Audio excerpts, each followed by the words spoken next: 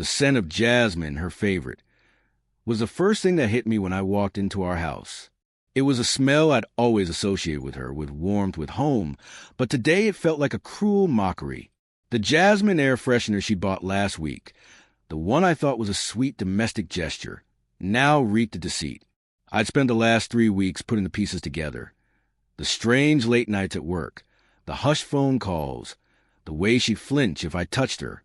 It was a slow, agonizing realization, each piece of evidence like a tiny shard of glass embedding itself in my heart. I'd always considered myself a good husband. I never miss a birthday, a date night, or a chance to tell her how beautiful she was. We'd been together for 8 years, married for 5. We'd built a life, a home, and I thought a love that would last forever. Now, I felt like a fool, the kind of fool that gets laughed at in movies, the kind that never sees it coming. The note on the door was my final act, not despair, but cold, calculated fury. I'd watched too many of those crime documentaries. Revenge, as they often say, is best served cold. I'd spent the last few days transforming our picture-perfect home into a trap. I'd carefully hidden the camera behind the wall mirror in the entryway, a small, inconspicuous lens that would capture every moment of her grand entrance. I heard the door open, the familiar click of the lock, and then silence. My heart hammered in my chest. It wasn't just the adrenaline. It was a deep, raw hatred I never knew I was capable of feeling. She was here. Then I heard her footsteps, light and almost carefree, followed by the soft rustling of what I knew were roses. She always loved roses. He probably thought they were a grand gesture. I could almost hear the smug things he must have said to her. My hands clenched into fists. I was waiting in the living room, concealed behind the bookshelf. My view was perfect, the strategically placed mirror giving me a reflection of the entryway. And then she came into view, Laura, my wife. She was radiant, almost glowing. She wore a simple sundress that I bought her during our honeymoon in Greece. In her hand, she held a lavish bouquet of deep red roses. The scent of her perfume wafted in that same jasmine scent, but now with something else, something floral and musky that made my stomach churn. I watched as she smoothed her dress, a small smile playing on her lips. She looked like she'd had the time of her life. This was probably going to be a we need to talk type of arrival, the precursor to a fabricated confession. She took another step into the house, the roses held against her chest. Then she saw it, the note taped directly to the door, large and obvious. Her smile faltered. Her eyes widened and she froze. I heard the paper crinkle as she reached out a manicured hand, grasping at the thin white sheet. I'd written in large, bold letters so she couldn't possibly miss it. Turn around. I saw her read the note, her face contorting in confusion. She slowly turned, the bouquet falling to the floor with a soft thud, roses scattering across the entryway rug. She looked around, her eyes scanning the room, trying to find me. That's when I stepped out from behind the bookshelf. Her breath hitched. "Dubby, what are you doing here?" she stammered, her eyes darting around the room, the color drained from her face. "Surprised?" I said, my voice low and dangerously calm. I watched as she tried to read my expression. "Did you think I wouldn't find out?" "Find out what?" she asked, her voice trembling slightly. She tried to play the innocent, the confused wife, but I could see the fear in her eyes, that flicker of panic. She was never a good liar. "Don't." I spat the word, my control beginning to crack. "Don't pretend you have no idea. I know everything, Laura." I stepped closer, closing the distance between us. I could see the flicker of panic in her eyes. She was starting to look like the guilty one. She tried to talk, but no words came out. I took another step toward her, my face inches from hers. "I know about him. I know about the lies, the late nights, the phone calls, the jasmine-scented betrayal." Her mouth opened, but still no sound came out. The camera recorded everything, every tremble of her lip, every flicker of her eye, every single guilty expression. I reached out, grabbing her wrist, my fingers digging into her flesh in a firm, unyielding grip. "Where is he?" I demanded, my voice rising with every word. "Where's the man who's been sneaking around in my marriage?" She didn't answer, her eyes wide with fear. I tightened my grip, and she winced. "Tell me," I yelled, my patience finally exhausted. I can't," she whispered, her voice barely audible. "Can't or won't." I asked, the calmness I'd been forcing fading into a deep rage. I knew where he was. I had his address, thanks to a very helpful private investigator. "I don't care anymore, Laura. It doesn't matter if you tell me or not." I released her wrist and walked toward the door. She watched me, a mixture of fear and confusion on her face. "What are you doing?" she asked, her voice barely a whisper. I didn't answer her. I opened the door, grabbed my jacket from the coat rack, and walked out, leaving her standing there among the scattered roses, her face pale with fear. His name was Jake. I knew it from her phone records. I'd spent weeks going through her old emails, call history, text messages. Jake worked at her office, a smooth-talking finance guy with a wife and 2 kids. He was everything I hated, selfish, deceitful, and a coward.